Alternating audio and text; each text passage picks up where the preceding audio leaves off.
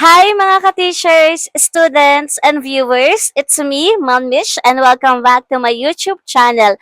For today's vlog, super exciting to kasi this time, kayo naman ang bida. So, I asked some of my students and followers to send in some question for me. Yung serious, meron ding funny, and even random ones. So, in this video, I'll be answering them all honesty. Well, maybe some, not all.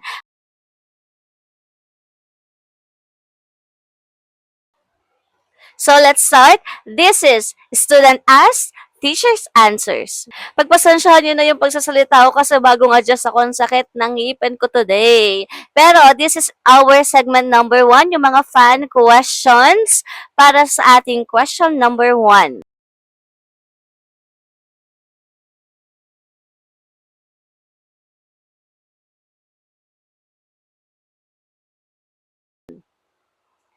Ma'am, nagagalit ka ba talaga sa amin or acting lang? Honesty, half acting, half real. Pero syempre, we all have those days na teacher gets tired too. But we always choose to be patient kasi mahal namin kayo kahit na makulit kayo minsan.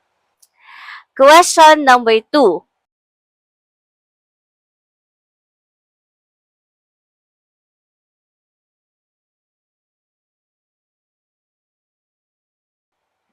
Ma'am, sino ang favorite student mo? Aba, syempre secret yan, no? Pero ang sagot dyan, lahat kayo favorite ko. Syempre, kapag tahimik kayo. Question number 3.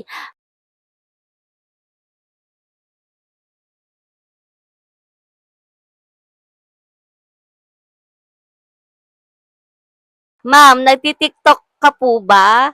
Yes, nagti-TikTok ako. Siyempre, pampatanggal din yon ng stress. Meron ako ditong, lalagay ko dito yung aking TikTok account. I-follow nyo ako. Tingnan nyo yung mga pinaggagawa ko dyan. May sumasayaw, may nagigames, and all. Let's proceed to our segment number 2, personal or inspiring questions.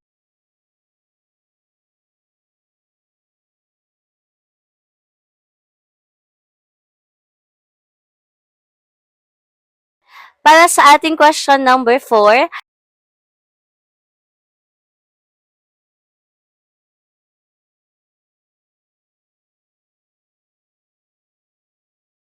Ma'am, bakit po kayo naging teacher? Ayan, good question to. I've always loved helping others to learn. Hindi madali pero very fulfilling. Every time I see my student improve, it reminds me why I started teaching.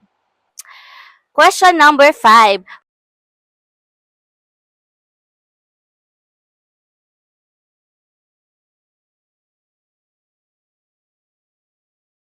Ma'am, paano niyo po na-handle yung stress sa school?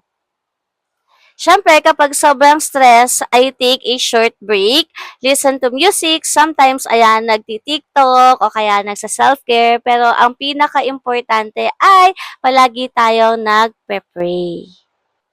Question number 6.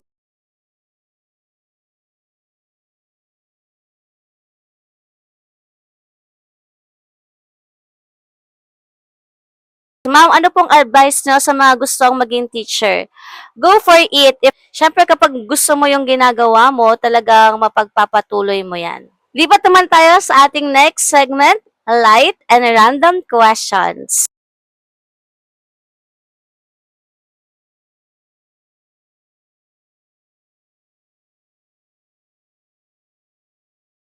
Para sa ating question number 7,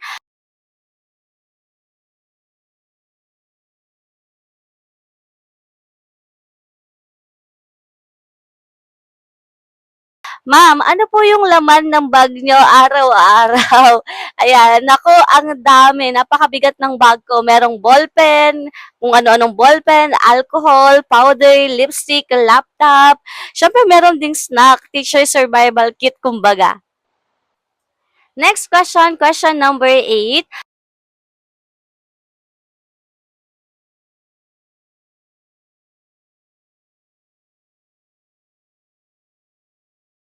Ma'am, kung may free day kayo, ano ang una niyong gagawin?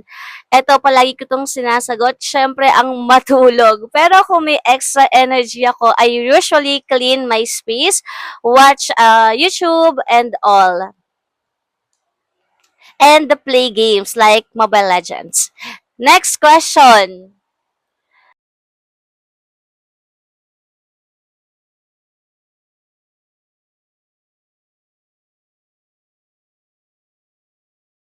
Kung hindi po kayo teacher ngayon, ma'am, ano po kayo? Siguro content creator ako, pero kahit saan man ako mapunta, teaching will be always part of me.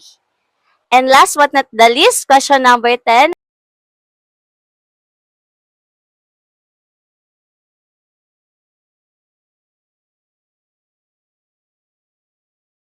Ma'am, anong pinakamasayang part ng pagiging teacher?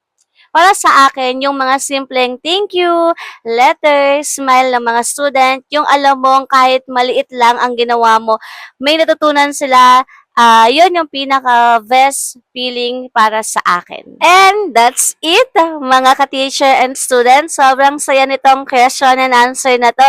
Grabe, ang daming nakakatuwang mga question at syempre yung mga nakaka-inspire din. If you enjoyed this vlog, please like, comment, and subscribe. And maybe next time, magawa naman natin dito sa ating YouTube channel yung mga gusto nyong gawin. Thank you for always supporting me and for being part of my journey. This is Ma'am Mitch reminding you that teaching is not just a profession, it is a passion. See you sa mga next vlog, mga ka-teacher and student. Bye!